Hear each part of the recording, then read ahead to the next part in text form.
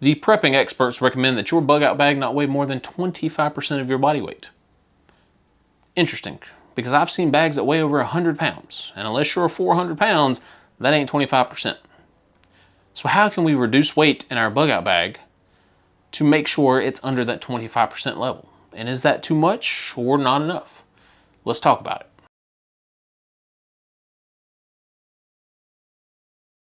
Hey guys, Titan Preparedness, and welcome back to the channel, and welcome back to the Bug Out Bag series. Here on this channel, this will be the final video of the Bug Out Bag series. Today's video, we are talking about bag weight. Let me start you off with this. My first long distance hiking trip was with one of my original bug out bags. I knew that I didn't need everything in it because it was a 3-day hiking trip. So I took probably about 15 pounds worth of gear out of that bag. That bag still weighed almost 60 pounds. But I thought, man, I'm going to use every single thing in here on a 3-day hiking trip. 26 miles between the Palmetto Trail, the Foothills Trail, and the Chahuga Trail. It sucked. I have done the same trail with different bug out bags, different loadouts, and for 3 miles, you're walking like that. After that trip, I decided to come home and take anything that I had not used out of my bag. Anything that I did use, I wanted to see if there was a way I could reduce the weight. And I went through and I changed up a whole bunch of things. And then I did another bug out trip with it. Pretty fun. Shortly thereafter, had a great time. Same trail, same hike, minusing the last 6 miles, so it was 10 up, 10 down. It was a good time. The bag was lighter, fit better, easier to carry. More important gear was in the bag. If we are going solely based on weight, I weigh 200 pounds, which is 25% of my body weight would be 50 pounds. 25% of 100 pounds is 25 pounds. It's very interesting to me that we have seen bug out bags grow and grow and grow, and now people are recommending rickshaw carts and wheelbarrows and wagons to carry their bug out bag and their bug out equipment because we have so much shit packed in a bug out bag. Now for some people, their bug out bag is designed to be a quick, fast, and a hurry bag. It is super lightweight, ultra lightweight even, if you will. It is designed with very minimal, very cheap, very not so great gear. In the middle of summertime, it'd be great because they've got a Mylar blanket and a trash bag as their shelter. They're good to go, right? You're not really worried. It's designed to be a fast, quick, hurry bag, 10, 15 pounds with food and water. What happens in the wintertime? Right? Is that Mylar blanket going to hold up? They don't know. They haven't tested it. Will that blanket wrap around you? Probably not. Is that blanket going to hold up throughout a night? Probably not. Is that blanket actually going to keep you warm? Probably not. But their bag is designed to be fast, quick, light, and to go, go, go. Some people, on the other hand, their bags are designed to be super heavy, dense gear. They are designed to go out in the woods for weeks on end. So they have 15 MREs in there. They have axes, e-tools, shovels, saws, because their thought is that if they go in the woods, they need to live like Grizzly Adams for the next year. So they have these bags that are so overpacked and so overweighted that they can't even carry it to the mailbox. But if something happens, they can muscle up the strength and go, go, go. Sure they could. So where in the middle is the good size of a bag? It's where a lot of the experts say 25% of your body weight. Again, 200 pounds, that's a 50-pound pack. If you actually take a 50-pound pack, strap it to yourself, and walk with it, you're going to realize that 50 pounds is a lot of extra stuff. So how do we lower ourselves? How do we lower the weight that's in our bag? Not to get an ultralight 10-pound bag, but to get somewhere in the middle. You have to take it out of your closet, strap it on your back, and actually carry it. That is the only way you will learn. When I see people that put axes and e-tools and shovels in their bag, I automatically know that you've never used it.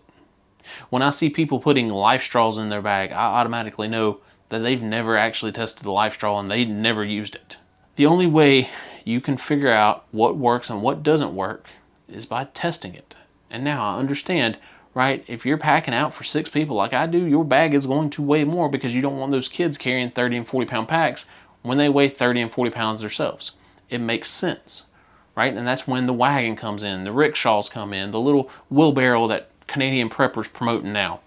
That's when those things make sense. But if you are single by yourself or with a adult beside you, significant other, I don't judge nowadays, y'all too should be able to carry a decent amount of stuff to keep yourself alive for a couple of days, to get from point A to point B, and it not weigh 100 pounds. It can weigh more than 10 pounds, but it not weigh 100 pounds. You need to lay everything out in your living room, in your yard, in your room, whatever, and ask yourself, will I use this? Will I use this axe that weighs 5 pounds? Because once you know the weight of things, it's easy to see if you actually need that thing. If you know that axe weighs 9 pounds, you have to ask yourself, do I need to carry this? Yes. Why? To chop wood. Why are you chopping wood? Because it's cold outside and I want to build a fire. Cool. Can you get away with a 1 pound hatchet? Maybe. Can you get away, instead of carrying the axe and the hatchet and the saw, could you get away with just carrying a better sleeping bag? That way you don't have to build fire. Well, maybe. Does that sleeping bag weigh more than the axe? Probably not. Is it going to keep you cooler? Is it going to keep you warmer than building a fire? Maybe. It depends. As long as you got proper shelter underneath it. Maybe some pine boughs or maybe some like a sleeping mat that gets you off the ground. It'll do pretty well. Then you ask yourself, do I need a 1980s Alice pack that weighs 8 pounds unloaded? Yes, I need a bag this big to carry all this stuff in. Hiking backpacks. Yes, you're going to spend some decent amount of money. But who would you rather take advice from living out of a bag for multiple miles? The preppers that never do it or the hikers that do it all the time? I've seen people carry the Grail. Grail is an awesome water filtration purification system. In the grand scheme of things, it is very heavy for what little bit of amount of water that you actually get. Can I carry something as good as, but weighs less than, the Grail? Yes, a Katadyn Hiker pump water filter. It's actually a water purifier.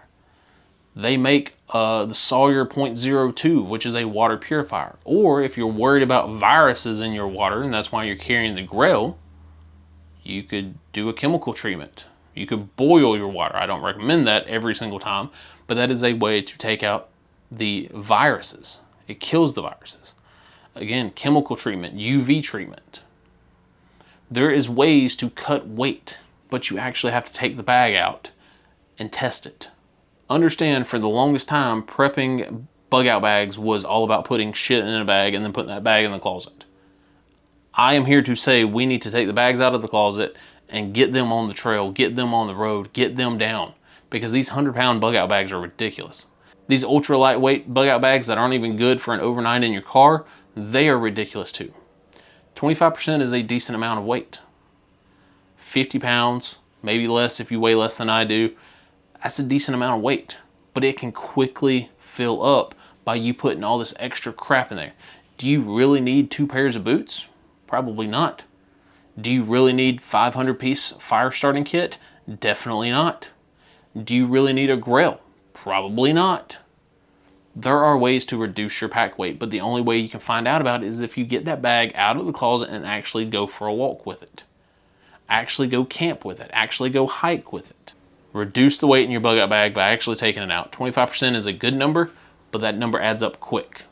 Get out, go test your gear. That is the only way you know what works and what doesn't work. That's all I got for today's video. Y'all stay safe out there. T2 out.